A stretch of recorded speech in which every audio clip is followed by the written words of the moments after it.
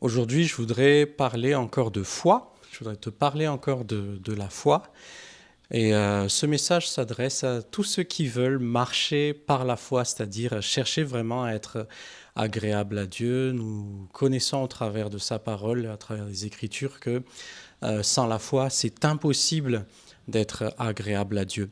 Et je voudrais commencer par te dire que si tu veux avoir la foi, alors la foi a une source et Dieu dit dans sa parole que la foi vient de ce qu'on entend et ce qu'on entend vient de la parole de Christ. On va tout de suite aller dans cette parole dans Romains chapitre 10, verset 17. Tiens, moi je vais mettre par ici. La foi vient de ce que l'on entend et ce qu'on entend vient de la parole de Christ. C'est-à-dire que si tu veux avoir de la foi, tu dois d'abord entendre la parole, et c'est une parole qui parle de Christ. C'est pas seulement une parole qui parle de Dieu, de la prière, de la piété, mais il s'agit de la parole de Christ. Et quand on parle de Christ, vous savez, Christ, c'est un mystère qui a été caché pendant longtemps, donc c'est comme un projet top secret défense qui est communiqué à personne pendant un certain temps. Et à un moment donné, ça vient à la connaissance d'un plus grand nombre de personnes. Et c'est ce que l'apôtre Paul dit dans Éphésiens chapitre 4. Donc l'apôtre Paul, il a écrit beaucoup d'épîtres aux croyants au travers de ces lettres. Donc on voit qu'il fait ce travail d'expliquer le mystère de Christ à ces personnes-là qui ont cru en Jésus pour recevoir le pardon de leurs péchés. Et puis ensuite, ils ont besoin de connaître Christ, de progresser dans la connaissance de Christ.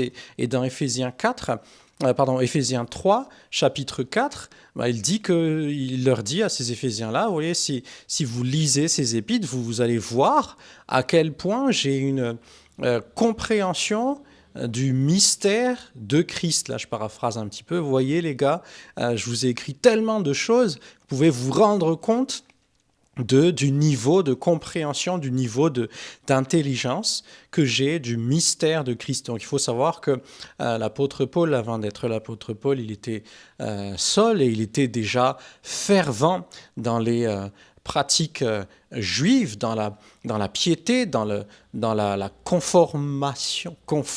conformité, dans sa conformité aux commandements de l'Ancien Testament, on va dire, pour simplifier. Et c'était un bon, en fait, c'était un bon, mais lui aussi, ou lui non plus plutôt, il ne connaissait pas encore Christ jusqu'au jour où Christ lui a été révélé. Si on lit un peu plus haut dans ce passage de Éphésiens chapitre 3, et il dit donc au verset 3 que, c'est par révélation que le Seigneur donc lui a fait connaître le mystère tel qu'il l'a décrit en quelques mots. Donc bien sûr, il parle des quelques mots écrits aux Éphésiens, mais on sait qu'il a écrit bien sûr des épîtres entiers à d'autres familles en Christ, dans d'autres villes, afin de leur transmettre la connaissance de Christ, afin de leur enseigner la foi justement. Donc pour pouvoir marcher par la foi, tu as besoin d'abord de progresser dans la connaissance de Christ. Tu as besoin, toi aussi, de recevoir de la compréhension, un certain niveau de compréhension de ce mystère de Christ. Et il est dit justement que ce mystère, il n'avait pas été porté à la connaissance des hommes des générations passées, comme il a maintenant été révélé par l'Esprit à ses saints apôtres et prophètes. Ok ? Donc, à partir du moment où, on va revenir dans Romains 10, verset 17, à partir du moment où tu commences à avoir de l'entendement, de la compréhension, une certaine intelligence du mystère de Christ, tu vas voir que là, ta foi va se fortifier. Là, ta foi va avoir de la consistance. Tu vas avoir des appuis sur lesquels tu peux t'appuyer. Je vais te prendre un exemple. Je vais par exemple te dire quelque chose qui fait partie du mystère de Christ. Par ses meurtrissures, nous avons été guéris. Là, je te l'ai dit clairement, on va dire dans un français intelligible, mais imagine que la chose se passe en esprit, et puis bien sûr, tout le monde a la même Bible, et puis toi, il y a quelqu'un qui prêche, et c'est juste que tu n'as pas assez t'as pas encore assez d'entendement. Donc quand la personne dit ça, c'est comme si tu entendais dans un air précis, nous avons été guéris. Donc en fait, tu entends bien quelque chose. Tu as bien entendu quelque chose, mais c'est pas clair pour toi en fait. Ton intelligence n'était pas encore capable de de rendre intelligible, de rendre compréhensible ce que tu as vraiment perçu.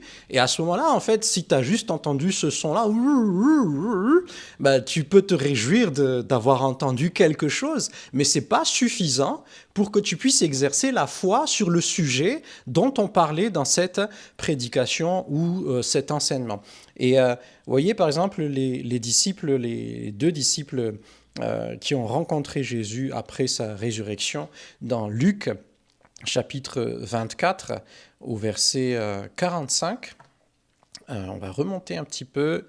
Luc chapitre 24, allez au verset 40. Ouais, non, on va rester sur ça, sur le 45. En fait, ça nous montre tout simplement que ces disciples-là, ils comprenaient pas en fait. Ils comprenaient pas. Ils ont rencontré Jésus et il est dit qu'ils ne croyaient pas. Voilà, c'est ça au verset 41.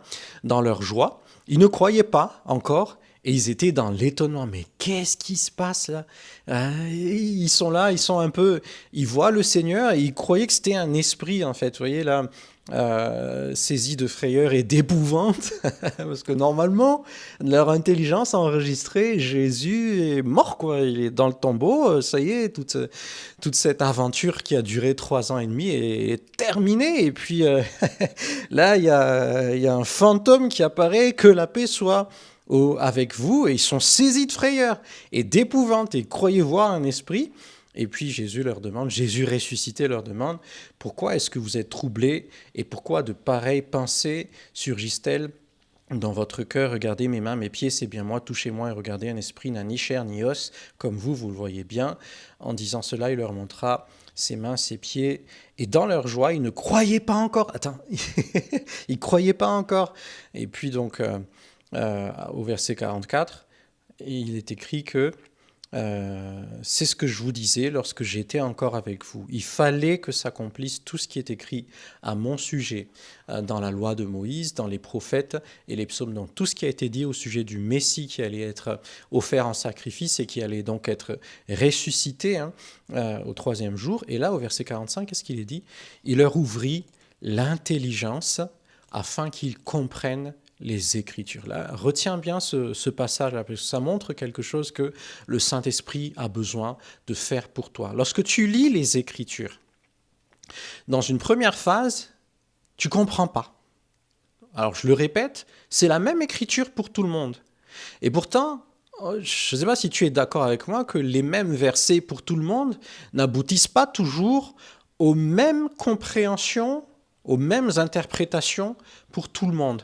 Et c'est là que c'est important que l'esprit de vérité vienne t'enseigner la bonne interprétation, la bonne compréhension de ces écritures que tu es en train de lire. Et ce qui se passe, c'est que tout simplement, lorsque tu vas méditer la parole, lorsque tu vas méditer des versets qui parlent de Christ, tu peux prier le Saint-Esprit pour qu'il vienne t'aider. Et ce qu'il va faire, c'est t'ouvrir l'intelligence afin que tu comprennes. D'accord? Donc ça rejoint le processus de renouvellement de l'intelligence qu'on va trouver dans Romains chapitre 2. Ne vous conformez pas au monde actuel, mais soyez transformés par le renouvellement de l'intelligence. D'accord? Ton intelligence a besoin d'être renouvelée et c'est ainsi que tu vas être transformé.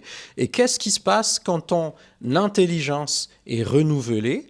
Tu vas pouvoir discerner quelle est la volonté de Dieu, ce qui est bon, agréable et parfait. Quand ton intelligence n'est pas renouvelée, tu as moins de discernement de la volonté de Dieu, mais lorsqu'elle est renouvelée, donc au travers de cette connaissance de Christ qui se précise, qui s'approfondit, qui s'affermit, qui s'enracine en toi, avec l'amour de Dieu qui vient sceller tout ça dans ton cœur, ce qui va se passer, c'est que ton intelligence renouvelée va te permettre de discerner, ou je pourrais dire aussi de mieux comprendre, de faire la séparation, de distinguer les choses en fait. C'est ça, discerner, hein, c'est faire la part des choses, c'est jauger, c'est juger, c'est évaluer et être capable de dire ça c'est vrai, ça c'est pas vrai, ça c'est bon, ça c'est pas bon.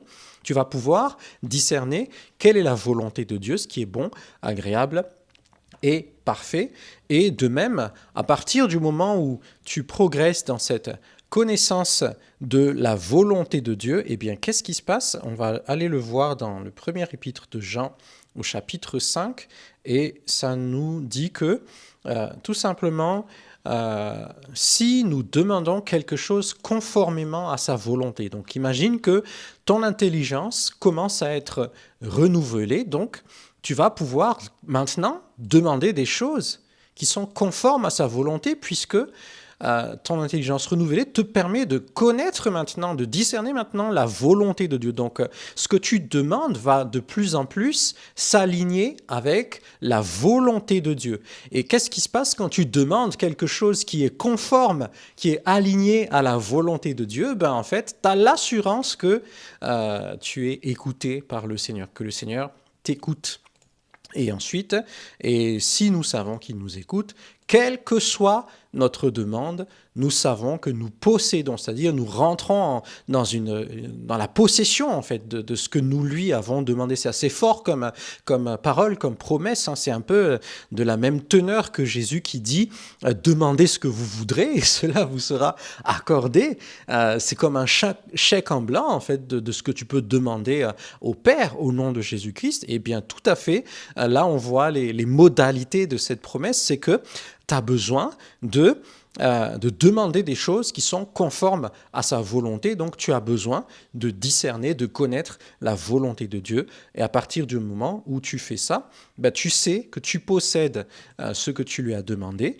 Et nous avons auprès de lui cette assurance. C'est de l'assurance en fait. La foi, c'est la ferme assurance. Et c'est là que je te fais le point de liaison entre la foi et la connaissance. C'est tout simplement qu'à partir du moment où ta foi est alimentée par cette connaissance de plus en plus précise du mystère de Christ, eh bien, tout simplement, tu vas pouvoir connaître la volonté de Dieu pour toi qui est englobée en Jésus-Christ. Il a tout donné pour toi déjà en Christ. Et quand tu connais ces éléments d'énumération, on va dire, de ce qui a été fait pour toi en Christ, ben, tu commences à demander des choses dans ta vie pour les autres en alignement avec cette volonté de Dieu, et tu vas avoir de l'assurance, tu vas avoir de la foi. Amen. Donc abonne-toi, on va encore parler de Christ, on va beaucoup parler de Christ sur ce canal. Je te dis à très bientôt.